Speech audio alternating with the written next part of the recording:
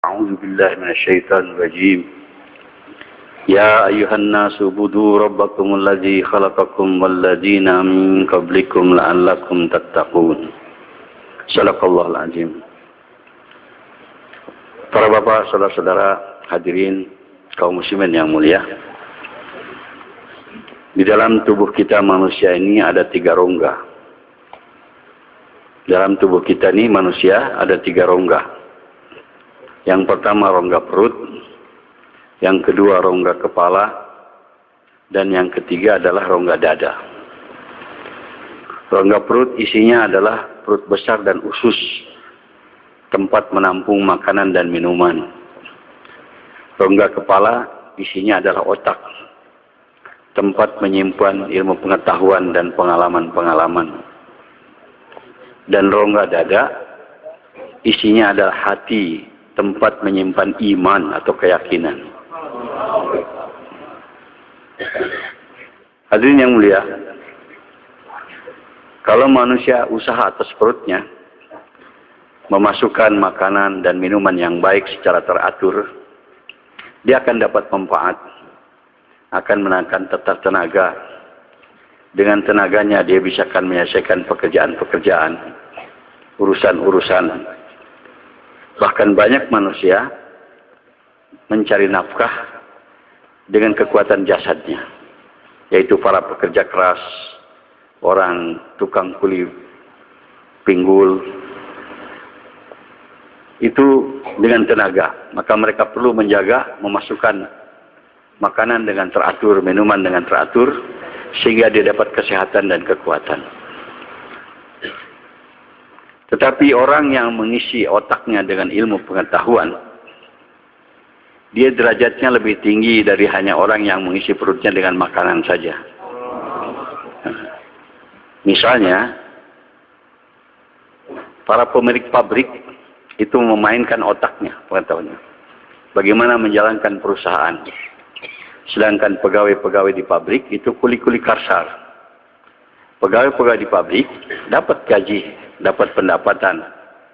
Tetapi pemilik pabrik yang menggunakan otaknya dapat penghasilan lebih besar daripada para pekerja pabrik. Demikian juga olahragawan. Sangat penting menjaga makanan dan minuman yang masuk ke perutnya dengan teratur supaya dia mencapai prestasi. Tapi para promotor, para sponsor promotor daripada olahragawan yang menggunakan otaknya, dia lebih tinggi derajatnya daripada olahragawan itu sendiri. Misalnya petinju, dia bertinju, berlatih, kadang-kadang kena tonjok, kena pukul, babak belur. Kalau dia bertanding, dia menang jadi juara, dapat uang. Tetapi promotornya yang mengatur pertandingan, yang menjual tiket, dia tidak pernah berlatih, tidak pernah kena tonjok, tidak pernah babak belur, tapi dapat uang lebih banyak daripada petinju itu sendiri. Tapi hadirin, yang paling tinggi dalam tubuh manusia ini bukan perut, bukan otak, tetapi adalah hati. Hati ini tempat menyimpan iman. Para nabi dan para rasul seluruhnya diutus oleh Allah untuk berusaha atas hati manusia. Yaitu bagaimana memiliki keyakinan yang benar, iman yang benar. Kalau orang hanya berjuang atas otaknya saja, mengisi otaknya dengan pengetahuan dan pengalaman-pengalaman, tetap rendah dan akan tertipu. Karena otak tidak mengetahui kebenaran. Dia hanya nampak yang zahir-zahir saja. Sedangkan yang hak itu adalah yang batin, yang tidak bisa dicerna oleh otak, yang hanya bisa diterima oleh hati. Itulah iman. Untuk mengetahui adanya Allah, kemahakuasaan Allah, adanya kehidupan akhirat yang abadi, berpengaruhnya amal kepada manusia, itu hanya diterima oleh hati. Tidak bisa diterima oleh otak. Perkara kebesaran Allah, perkara kehidupan akhirat, perkara yang gaib-gaib ini, otak tidak bisa mencerna. Tetapi ini dapat dicerna kebenaran yang hak itu dengan hati. Allah Subhanahu wa taala mengirim 124.000 nabi dan rasul, usaha atas manusia, yaitu bukan usaha atas perut, bukan usaha atas otak, tapi usaha atas hati manusia. Partikel bagian yang paling penting dalam tubuh manusia adalah hati.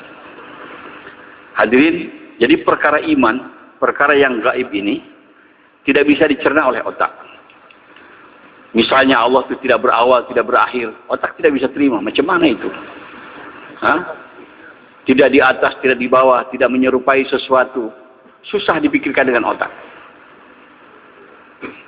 Tetapi itu bisa diterima oleh hati. Salah satu contoh, sewaktu Rasulullah sallallahu alaihi wasallam Mi'raj, naik ke langit, ke Sidratul Muntaha bersama Jibril alaihissalam.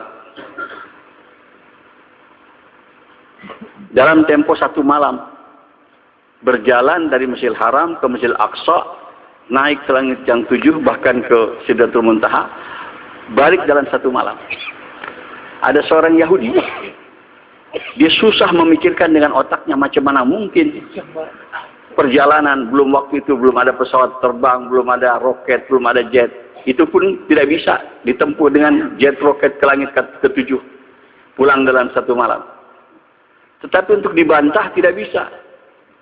Sebab bukti-bukti menyatakan, sampai ditanyakan berapa tiang ada di Masjidil Aqsa, Rasulullah SAW jawab.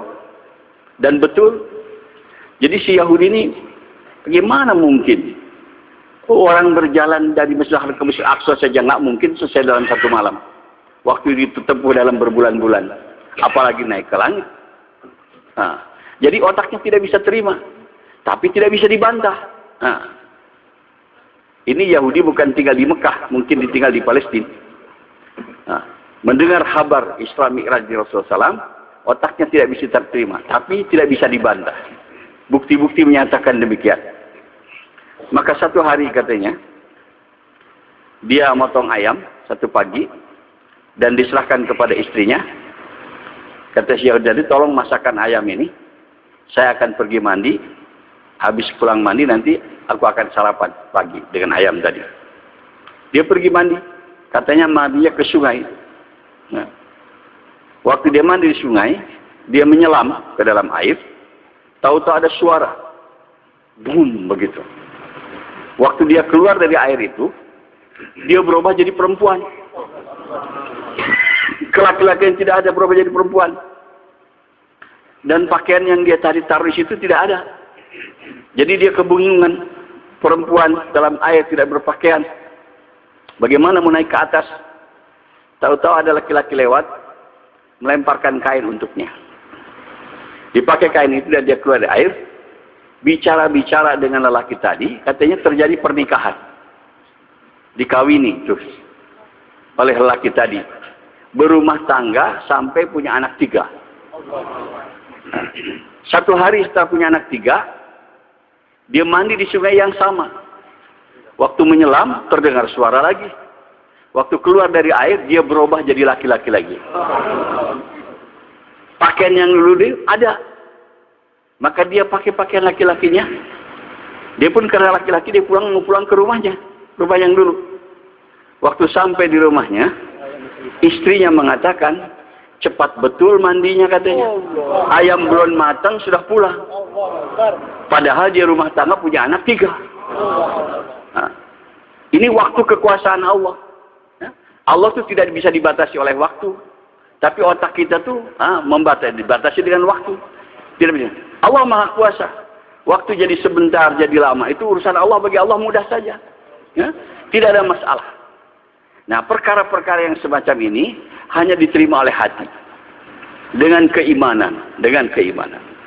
Kekuasaan Allah. Kebesaran Allah. Keagungan Allah. Itu hanya bisa diterima dengan hati. Hadirin yang mulia. Ilmu pengetahuan yang didambakan oleh orang-orang sekarang, yang pada umumnya datang dari negeri barat, daripada orang kafir, itu sebenarnya hanya berkisar kepada benda-benda nyata yang nampak. Tapi ilmu pengetahuan itu tidak mengetahui perkara yang gaib. Benda-benda yang nyata. Mereka tahu batu-batuan, mereka tahu jenis tanah, mereka tahu jenis air, mereka tahu apa itu udara, sampai kepada partikel kecil, atom. Tapi itu masih nyata, tidak abstrak.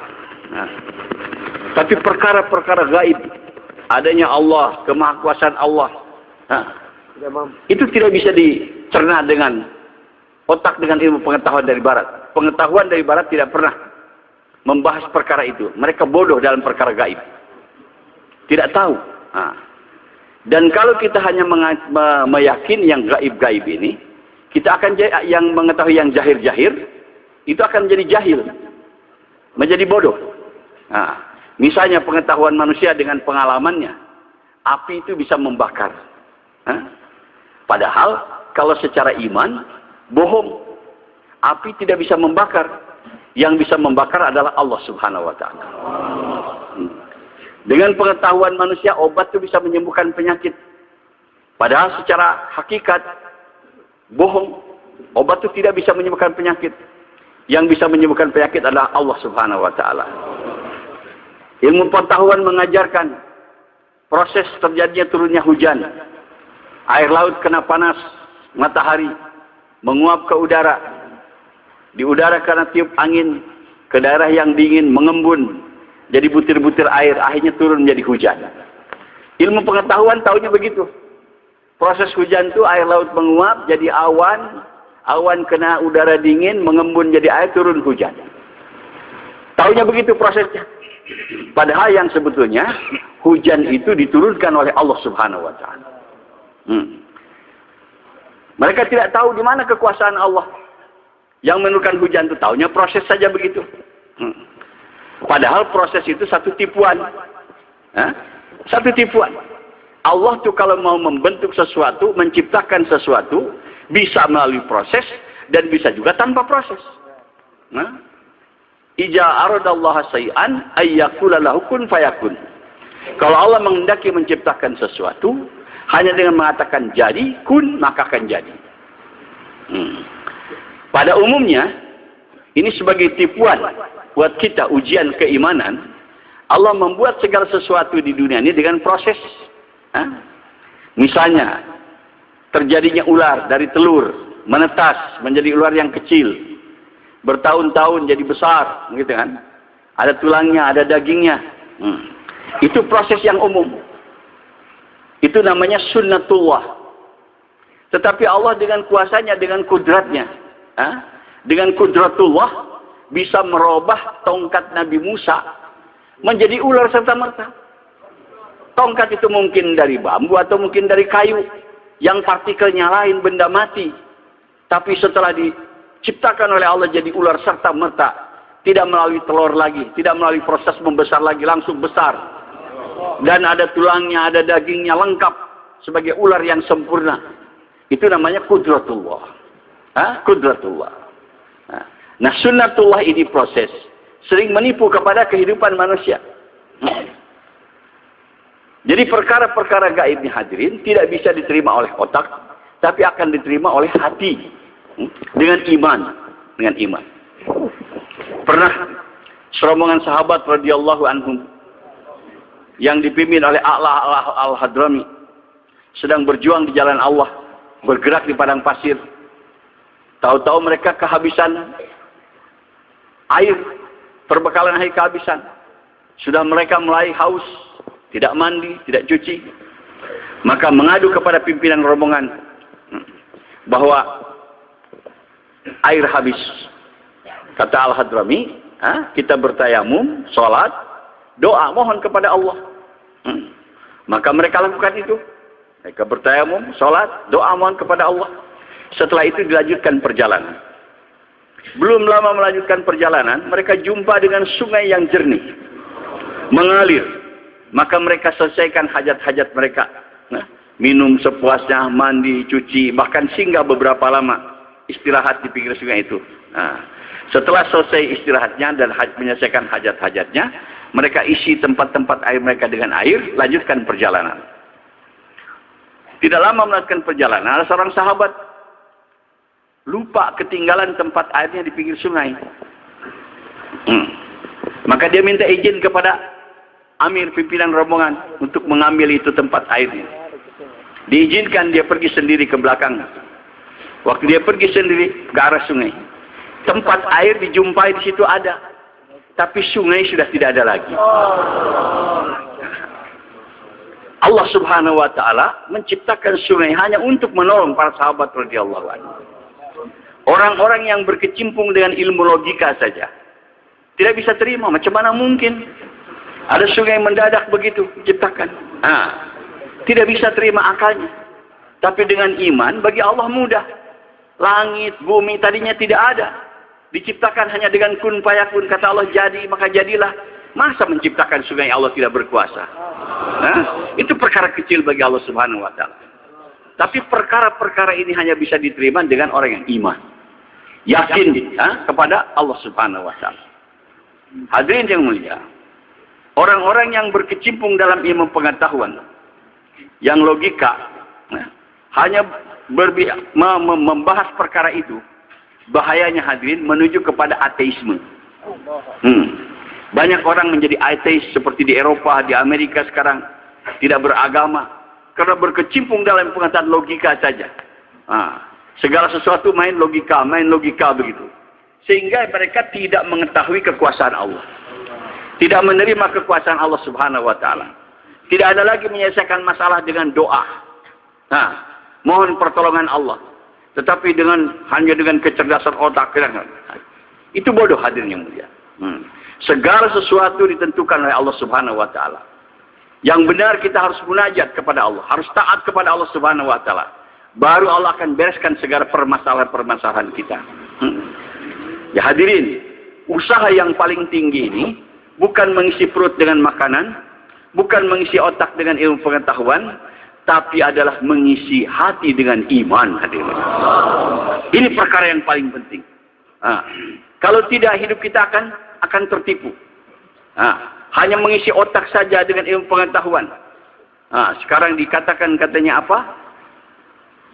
Iptek, ilmu pengetahuan dan teknologi, begitu. Kalau itu saya yang diisikan kepada kita, tanpa kita berusaha memasukkan iman ke dalam hati kita, maka akan tertipu daripada kehidupan kita ini, hadirin. Sebagaimana tertipunya orang-orang kafir, orang-orang barat yang tidak yakin kepada adanya kehidupan akhirat, tidak yakin dengan adanya kekuasaan Allah Subhanahu wa taala, hanya mereka mendambakan kepada otaknya saja. Orang-orang ini walaupun sebagai istidraj daripada Allah, mungkin berhasil mencapai ini, mencapai itu, dia kaya raya, kelihatan dunianya glamor, tapi sebetulnya dalam kebodohan. Orang-orang kafir yang tidak beriman itu hadirin, hidupnya itu hanya menunggu ajab datang saja. Walaupun dia kaya raya, walaupun dia raja, penguasa, kalau tidak ada iman, walaupun pengetahuannya tinggi, titelnya berderet, begitu mati akan tersiksa untuk selama-lamanya, hadirin. Jadi hidupnya hanya menunggu ajab datang. Begitu mati, ajab akan datang, tersiksa untuk selama-lamanya. Ini bahaya tidak usaha atas hati, tidak usaha atas iman, hadirin yang mulia. Mulianya manusia ini, hadirin, bukan dengan kekenyangan perutnya, bukan dengan ada ilmu pengetahuan di otaknya, atau dengan kekayaannya, atau dengan pangkatnya, bukan. Tetapi mulianya manusia itu dengan imannya, hadirin. Nah, kalau manusia tidak ada iman, walaupun kaya raya, walaupun berpangkat tinggi, derajatnya rendah. Rendah seperti binatang. Bahkan lebih rendah, lebih hina daripada binatang. Kalau kita mengatakan kepada mereka sekarang, orang-orang yang tidak ada iman, kamu ini rendah seperti binatang, lebih rendah daripada binatang, lebih hina daripada binatang, dia marah. Tapi nanti di akhirat mereka sendiri akan mengakui, hadirin. Karena nanti di akhirat, pada yaumil kiamah setelah hisab, itu binatang-binatang Allah jadikan tanah semuanya. Anjing, kerbau, sapi, setelah hisab dijadikan tanah. Tapi orang yang tidak beriman bukan jadi tanah. Dia akan menghadapi siksaan yang abadi dalam neraka. Maka kata-kata mereka orang yang tidak beriman ini disinyalir oleh Allah, diabadikan dalam Al-Quran. Setelah mereka melihat binatang-binatang jadi tanah, sedangkan mereka menghadapi siksaan yang abadi, maka mereka berseru, ya laitani kuntu turaba. Ya Allah, kenapa kami tidak dijadikan tanah saja seperti binatang? Kata para ulama, tafsir ayat ini, ya Allah, kata orang-orang kafir itu, kenapa kami di dunia tidak dijadikan binatang saja? Lebih baik daripada jadi manusia yang tidak beriman.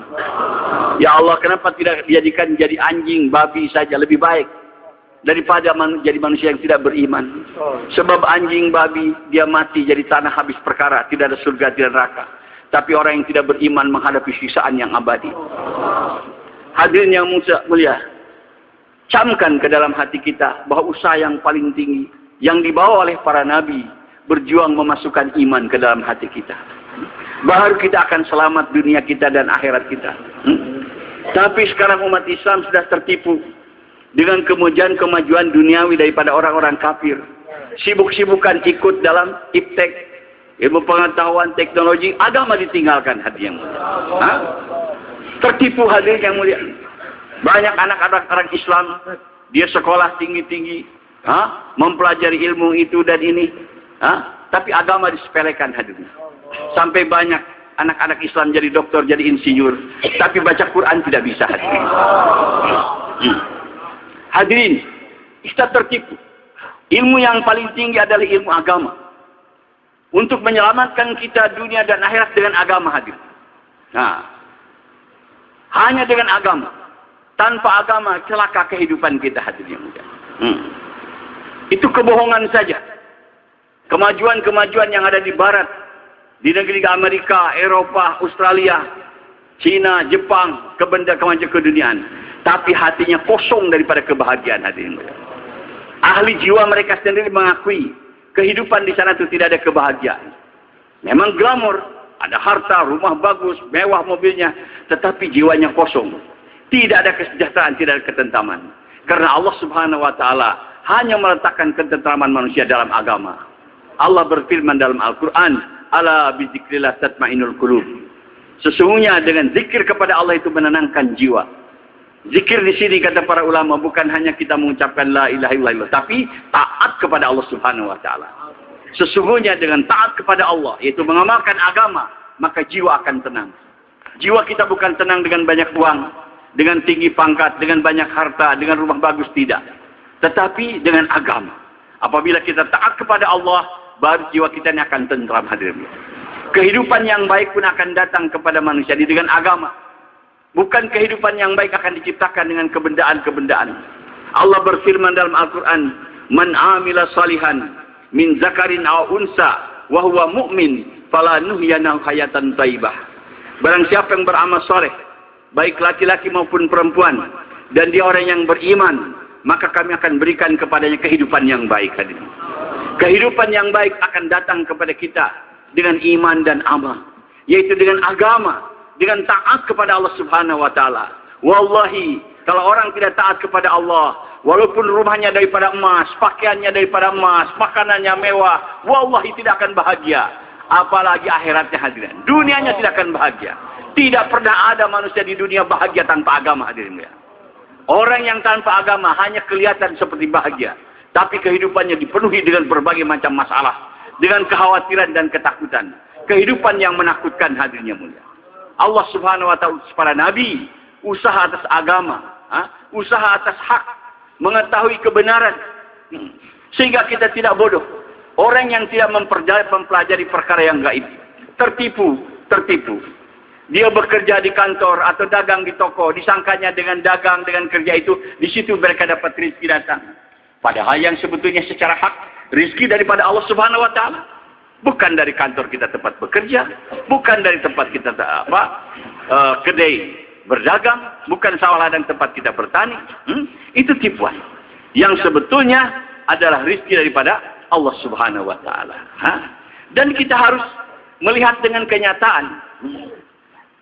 Bukan dengan banyak bekerja rezekinya banyak.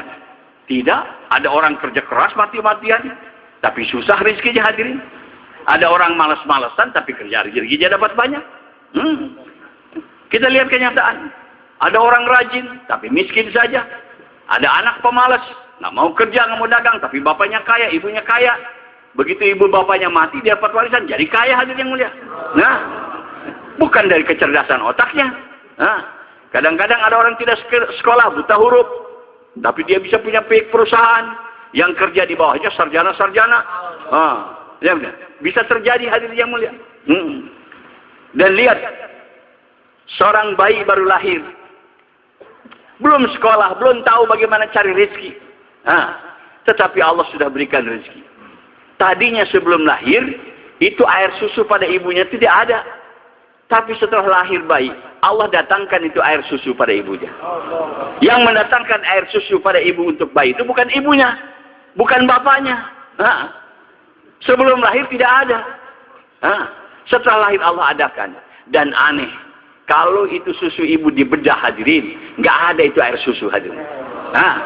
Yang keluar akan darah saja. Siapa yang merubah di darah menjadi susu hati? Allah Subhanahu wa Ta'ala. Perkara yang hak ini hanya dengan iman bisa didapat. Hati yang akan bisa menerima perkara-perkara ini. Kalau kita hanya menuntut ilmu pengetahuan zahir saja, kehidupan kita akan tertipu. Sehingga orang akan takut dengan makhluk. Takut dengan api, takut dengan pisau, takut dengan pedang, takut dengan peluru. Padahal itu makhluk. Yang harus kita takuti sebetulnya Allah Subhanahu wa Ta'ala. Itu asbab saja. Manusia bisa terpotong dengan pisau, bisa terpenggal dengan pedang, bisa mati kena peluru. Asbab saja. Yang sebetulnya yang hak mematikan adalah Allah Subhanahu wa Ta'ala. Yuhyi wa yumit.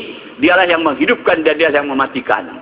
Bukan peluru, bukan pedang, bukan api, bukan Allah Subhanahu wa Ta'ala. Itulah makna la ilaha illallah. Di antara maksud la ilaha illallah di antara hadirin, bohongkan yang zahir, benarkan yang gaib. Yang zahir-zahir ini bohongkan. Api bisa membakar, bohong. Yang bisa membakar adalah Allah. Obat bisa menyembuhkan, bohong. Yang bisa menyembuhkan adalah Allah. Uang bisa menyenangkan, bohong. Yang bisa menyenangkan adalah Allah Subhanahu wa Ta'ala. Tapi karena kita tidak menuntut ilmu keimanan, kita yakin dengan benda-benda. Sebagaimana manusia banyak sekarang yakin dengan uang. Karena kenyataan, ini ujian daripada Allah. Kita dengan uang dari kecil. Apabila kita memiliki uang, bisa beli ini, beli itu, apa yang kehendak kita begitu. Sehingga orang sekarang semangat untuk mencari uang. Siang dan malam siap untuk mendapatkan uang. Dan seolah-olah mereka berkeyakinan segala-galanya dengan uang perkara beres. Padahal hadirin kalau dikaji, banyak masalah yang tidak dapat diselesaikan dengan uang hadirnya. Banyak. Ada seorang kaya, dia menulis. Ini orang bukan orang Islam, orang kafir. Tapi dari pengalaman dia pikir tadinya lagi miskin, tidak punya uang. Dia mungkin saya kalau jadi kaya masalah beres semuanya. Jadi dia kerja keras sampai dia dapat kaya banyak uang. Tapi ternyata setelah banyak uang, banyak masalah tidak dapat diselesaikan dengan uang. Akhirnya dia menulis. Apa katanya? Apa yang dapat dibeli dengan uang?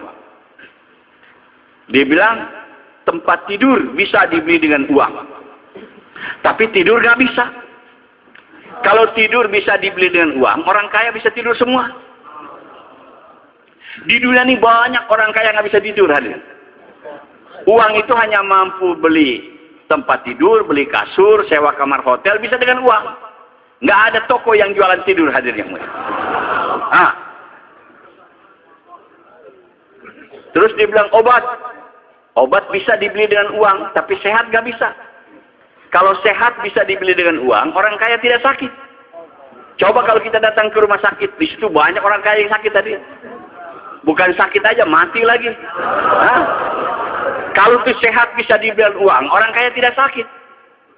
Duit itu hanya mampu beli obat, bayar jasa dokter, sewa rumah sakit, bisa dengan uang, sehat nggak bisa.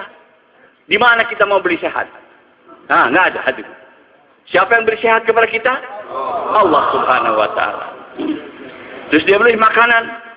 Makanan bisa dibeli dengan uang, tapi nikmat makan nggak bisa. Di Jakarta banyak orang kaya ingin nikmat makan. Makan restoran sini, nggak nikmat hadirin. Tapi ada di kampung petani, di pematang sawah, makan sederhana dengan sambal ikan asin saja, nikmat luar biasa. Jadi itu uang itu hanya bisa beli makanan, tapi tidak bisa membeli nikmat makan hadirin. Nikmat makan dari siapa? Allah Subhanahu wa taala. Nah. Terus dia menulis lagi, dia bilang, haus but not home. Rumah bisa dibeli dengan uang, tapi home, suasana rumah yang harmonis, yang menyenangkan, tidak bisa. Banyak orang yang rumahnya em-eman tapi broken home. Setiap masuk rumah susah. Melihat isinya susah, melihat anaknya menyusahkan, menjengkelkan dia. Jadi uang itu hanya mampu membeli rumah dengan harga mahal, tetapi membuat suasana rumah yang harmonis tidak bisa hadir. Yang bisa membuat rumah tangga senang, harmonis adalah Allah Subhanahu wa taala. Banyak keterbatasan daripada uang. Kita jangan yakin dengan uang, dengan benda-benda. Yakin dengan Allah Subhanahu wa taala. Dan Allah berjanji akan memberikan kehidupan yang baik kepada kita ini dengan taat kepadanya, hadirin. Dengan agama. Hadirin yang mulia, manusia sekarang mengalami kesusahan. Bukan masalah kurang uang, bukan masalah kurang harta. Masalahnya adalah tidak taat kepada Allah Subhanahu wa taala. Kalau kita taat kepada Allah siapa saja, pasti Allah akan senangkan. Kita kaya taat kepada Allah, Allah akan senangkan. Kita miskin taat kepada Allah, Allah akan senangkan juga. Nah, orang sekarang sangka menyangka. Kata orang kampung, katanya enak betul tinggal di kota. Segala macam ada. Mau apa saja, malam hari pun ada. Kalau di kampung susah. Mau makan daging ayam aja harus potong dulu. Makan daging harus potong kambing. Harus potong kerbau. Kalau di kota kapan saja ada. Nah, tapi kata orang kota enak betul orang kampung katanya. Tidak begitu masalah. Tidak pusing hidupnya. Jadi saling sangka menyangka. Pedagang mengatakan enak jadi pegawai, sudah tetap rezekinya. Tiap bulan dia terima. Kata pegawai enak jadi pedagang. Rezekinya tidak dibatasi. Kadang-kadang dapat gede begitu. Nah, yang sebetulnya ini hadirin anggapan-anggapan ini salah. Yang enak itu bukan tinggal di kota, bukan tinggal di kampung, bukan jadi pedagang, jadi pegawai, tetapi jadi orang yang taat kepada Allah. Kalau kita taat kepada Allah, tinggal di kota disenangkan, tinggal di kampung pun disenangkan juga. Kalau kita taat kepada Allah, jadi pedagang disenangkan, jadi petani pun disenangkan juga. Kalau orang taat kepada Allah, jadi apa saja kebahagiaan Allah akan datangkan kepada kita. Hadir ini yang tidak bisa dipaham oleh kita. Disangkanya kesenangan itu monopoli orang-orang kaya saja. Tidak. Sehingga orang miskin ingin jadi senang, berusaha untuk jadi kaya. Jangan. Soal kaya miskin sudah ditentukan oleh Allah. Rizki kita jauh sebelum lahir sudah ada ketentuannya. Sudah ada takdirnya. Kita tidak bisa melawan takdir Allah Subhanahu wa taala. Jangan kita berjuang kalau kita miskin bahagia untuk jadi kaya. Tidak. Nggak apa-apa tetap miskin, tapi taat kepada Allah. Pasti Allah akan bahagiakan hatinya. Rasul SAW orangnya miskin, tetapi beliau orang yang paling bahagia. Kenapa? Karena taat kepada Allah Subhanahu wa taala. Banyak para anbiya mereka golongan orang masakin, tapi Allah muliakan, Allah bahagiakan karena taat kepada Allah Subhanahu wa taala. Jadi yakinkan betul hadirin yang mulia bahwa yang akan membahagiakan kita ini adalah Allah. Asbabnya adalah kita taat kepadanya, itu mengamalkan agama Allah Subhanahu wa taala. Dan ini hanya bisa diterima dengan iman hadirin. Asas agama adalah iman, yakin kepada Allah. Bahwa yang bisa mengkayakan kita, memiskinkan adalah Allah. Yang bisa menyenangkan, menyusahkan kita adalah Allah. Yang bisa menjadikan kita mulia dan hina adalah Allah. Yang bisa memberikan kita ketentraman dan kekhawatiran adalah Allah Subhanahu wa taala. Maka dengan jalan tawajuh kepada Allah, taat kepada Allah Subhanahu wa taala, baru Allah Subhanahu wa taala akan bahagiakan kita hadirin. Hadirin yang mulia, inilah perjuangan yang benar. Perjuangan bagaimana mendatangkan iman ke dalam hati kita. Ini perjuangan awal. Rasulullah sallallahu alaihi wasallam kurang lebih 13 tahun hadirin. Di Mekah berusaha memasukkan iman ke dalam hati-hati para sahabat radhiyallahu anhum supaya yakinnya benar. Hari ini hadirin yakin kita salah, yakinnya dengan harta, dengan kekayaan, dengan pangkat, sehingga mereka mengejar-ngejar ke sana. Kalau untuk dapat uang, jam berapapun siap hadirin yang mulia. Di Jakarta banyak pabrik buka 24 jam. Ada aplusan kerjanya. Yang aplusan malam tuh, yang kerja malam jam 2, jam 3, dia bangun hadirin. Hilang ngantuknya. Karena yakin untuk dapat uang hadirin. Tapi untuk jalankan agama, suruh tahajud ada yang mulia. Malas dia tidak mau. Sebab tidak yakin. Tidak yakin bahwa dalam tahajud ada kejayaan. Dalam sholat itu ada kejayaan. Yakinnya seolah-olah kejayaan itu dalam uang. Muazin selalu memanggil, hayya 'alas shalah, hayya 'alal falah. Mari sholat, mari menuju kepada kejayaan, kepada kesuksesan. Tapi umat Islam bukan lagi kafir. Yang ngobrol tetap ngobrol, yang kerja tetap kerja, yang tidur tetap tidur. Tidak ada yang yakin bahwa dalam sholat itu ada kejayaan. Tapi kalau diajak ngobjek, diajak cari uang, bangun hadirin. Semangatnya ada. Ini yakin kita salah hadirin. Sesungguhnya di dalam taat kepada Allah ada kejayaan. Dalam ikut sunnah Rasul ada kejayaan. Ini kelemahan kita hari ini. Yang menyebabkan umat Islam jadi mundur. Bukan perkara kita ketinggalan ilmu pengetahuan. Bukan ketinggalan daripada teknologi. Kita tidak mau usaha atas iman hadirin. Kemenangan para sahabat radhiyallahu anhum. Kemuliaan para sahabat radhiyallahu anhum. Karena mereka usaha atas iman hadirin. Yakin kepada Allah subhanahu wa ta'ala. Kita sekarang sudah tinggalkan perjuangan atas iman nih hadirin. Perjuangan atas hati kita. Kita hanya menyibukkan diri mengisi perut dengan makanan. Mengisi otak dengan ilmu pengetahuan. Hati kita kosong daripada iman hadirin. Hadirin, ini usaha yang benar. Sekarang orang terkagum-kagum dengan kemajuan daripada ilmu pengetahuan orang-orang barat, orang-orang kafir. Padahal itu bukan apa-apa hadirnya. Teknologi itu apa? Teknologi itu apa? Kata para ulama, teknologi itu adalah bagaimana kekuatan benda-benda, kekuatan makhluk bersama kita. Itu orang barat itu dengan teknologinya bagaimana mengolah kekuatan udara, kekuatan air, kekuatan api, kekuatan tanah, kekuatan besi, kekuatan uranium supaya bersama dengan mereka jadi bom, jadi nuklir. Itu teknologi namanya. Jadi senjata, jadi peluru. Itu namanya teknologi. Mengolah kekuatan-kekuatan makhluk supaya bersama dengan mereka. Tetapi yang diajarkan oleh Rasulullah SAW, oleh para nabi yang lainnya kepada umat manusia bukan teknologi, tapi adalah din, yaitu agama. Agama. Apa itu? Keberuntungan kalau kita memiliki agama. Kalau agama ada pada diri kita, maka kekuatan Allah akan beserta dengan kita hadirin. Itu agama. Kalau kita amalkan agama, taati Allah Subhanahu wa taala, kekuatan Allah akan bersama dengan kita. Kalau kita memiliki kekuatan Allah, apa artinya itu kekuatan makhluk mau dilawankan dengan kita? Nggak ada artinya hadirin yang mulia. Waktu itu Rom dan Persia teknologinya tinggi dibandingkan dengan para sahabat. Sahabat tidak memiliki teknologi.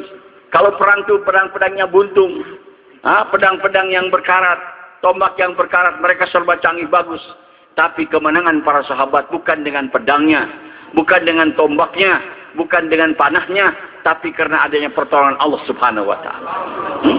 Lihat dalam perang Badar, jumlah sahabat hanya 313, musuh 1000. Perlengkapan sahabat sangat sederhana, musuh serba lebih. Perbekalan sahabat sangat sederhana, musuh lebih. Tetapi dalam peperangan Badar, yang 313 bisa mengalahkan yang 1000. Bisa mengalahkan yang perbekalan, yang senjatanya, yang kerannya serba lengkap hadirnya. Kenapa? Ditolong oleh Allah Subhanahu wa taala. Disebutkan dalam Al-Quran sampai Allah turunkan hadirin 3000 malaikat kepada sahabat. Sampai orang kafir pun melihat bagaimana malaikat turun dari langit berkuda dengan bersuara hijau. Mereka melihat. Sehingga sahabat baru cabut pedang, belum lagi terhunus, kepala musuh sudah terpenggal hadirin. Baru mengeluarkan tali, musuh sudah terikat hari yang mulia. Maka Allah tegur, wa makaru wa makarullah, wa ma ramaita innallah. Jadi bukan kamu yang melempar, tapi Allah yang melempar. Bukan kamu yang bunuh, tapi Allah yang mematikan. Kerja Allah Subhanahu wa taala. Karena janji Allah kepada orang-orang beriman, Allah berfirman dalam Al-Quran, wa qad haqqan alaina nasrul mu'minin.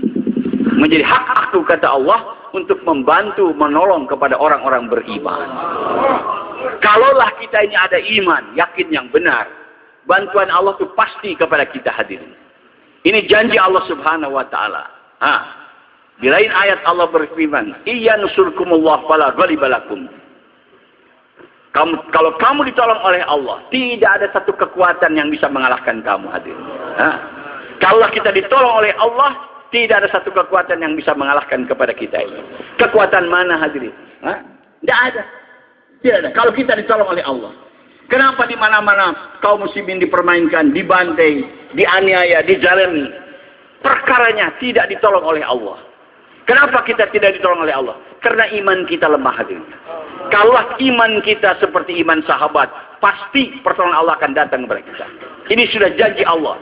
Wa kana haqqan alaina nasrul mu'minin. Menjadi hak aku, Allah mewajibkan atas dirinya untuk membantu kepada orang-orang yang beriman hadirin. Jadi perkara kelemahan orang Islam hadirin hari ini bukan tidak ada kekuasaan, bukan tidak ada harta, tapi perkaranya adalah kita lemah dalam perkara iman hadirin. Kalau dikaji kata para ahli ekonomi, orang terkaya di dunia hari ini bukan orang kafir, orang Islam. Dan negara terkaya di dunia bukan negara orang kafir, negara orang Islam. Tapi kenapa masih orang umat Islam hina, ada di belakang, dikalahkan? Nah, ini bukti. Bukan dengan kekayaan negara, bukan dengan kekayaan harta kita akan menjadi mulia, bukan. Nah, tapi dengan iman. Kalau kita ada iman, pasti akan dibantu oleh Allah Subhanahu wa taala. Walaupun kita tidak memiliki apa-apa. Kalau ada bantuan Allah, beres semuanya hadirin yang mulia. Jadi karena kita sekarang meninggalkan usaha atas iman. Sibuk-sibuk ikut kepada cara orang-orang kafir di bidang-bidang yang lain kita. Bukan di situ kejayaan kita hadirin. Allah Subhanahu wa taala telah menautahkan kejayaan daripada manusia ini dalam agama, dalam iman. Sebagaimana para ulama memberi contoh, katanya kejayaan ikan itu adanya di dalam air. Nah, selama ikan dalam air, dia akan selamat, bisa pergi ke sana kemari, walaupun mungkin ada kekurangan makanan, tapi tetap kalau dalam air masih dibahagiakan oleh Allah. Tapi kalau berada di darat, walaupun makanan penuh di kiri kanannya, dia tidak akan bahagia hadir. Nah, coba tuh ikan taruh di tempat tidur, kasih makanan yang banyak, gak ada air, gelisah hadir yang mulia. Sudah Allah letakkan dunianya, bahagianya ikan itu di dalam air. Bahagianya cacing itu dalam tanah. Kalau dia keluar daripada tanah, mudah dipatok ayam, keinjak orang, dan sebagainya. Begitulah kalau kita hidup keluar daripada agama, kayak ikan di daratan hadirnya. Kayak cacing di atas tanah hadirnya. Banyak bahaya datang kepada kita.